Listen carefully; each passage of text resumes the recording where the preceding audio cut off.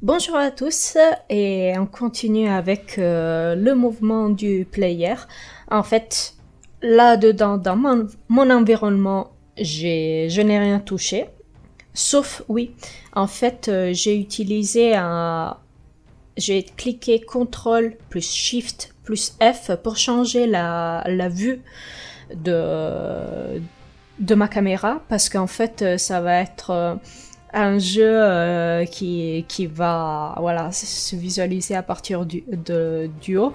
En fait, mon but c'est un peu de pas copier mais m'inspirer du jeu True Dark de Frédéric Reynal, le grand créateur en fait de Alone in the Dark. Et donc voilà, je suis partie sur ce type de gameplay.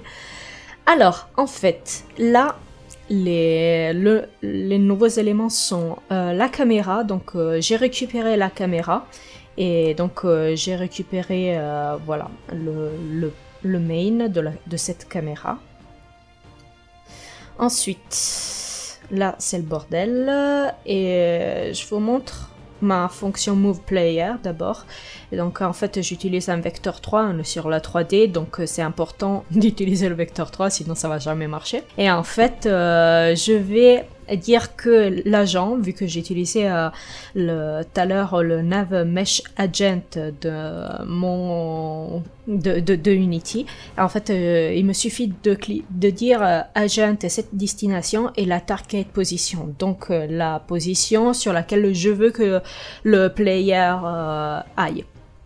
Ensuite, dans mon on-click, j'ai fait un commentaire de debug-log parce que j'en ai plus besoin.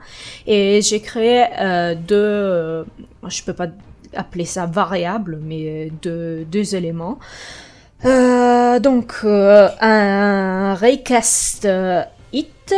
Donc en fait avec les raycasts on peut vérifier une distance entre le joueur et un objet et sol, créer un système de visée pour les armes,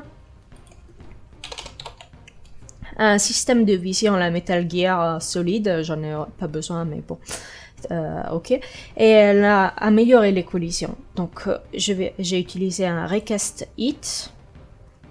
Et ensuite un Ray Cam to Screen qui va me permettre de bouger la position voilà, de mon player. Et en fait voilà, j'ai écrit arrêt parce que c'est un arrêt, il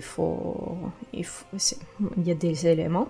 Donc Ray représente des rayons. Un rayon est une ligne infinie commençant à un point d'origine en allant dans une certaine direction. Donc, en fait, là, je dis que si j'utilise la fonction raycast, en fait, et donc si tout va bien, on a notre caméra, notre hit, raycast hit, et le mathf infinity. Donc, c'est une représentation positive de l'infini. Oui, ça fait un peu de maths, mais c'est comme ça. Moi non plus, je sais pas trop bien, mais je cherche sur Google et au final, on peut faire des choses assez sympas sans connaître forcément les maths. Donc, si donc justement, c'est bon, je peux aller dans un point à l'autre. Alors, je vais lui dire le move player va se déplacer, donc la fonction de tout à l'heure sur le hit.point. Donc vous verrez que maintenant ça marche, ça a un effet assez sympa, j'imaginais pas, mais bon. Tic, tic, je vais le faire aller sur le cube, mais il va tourner autour.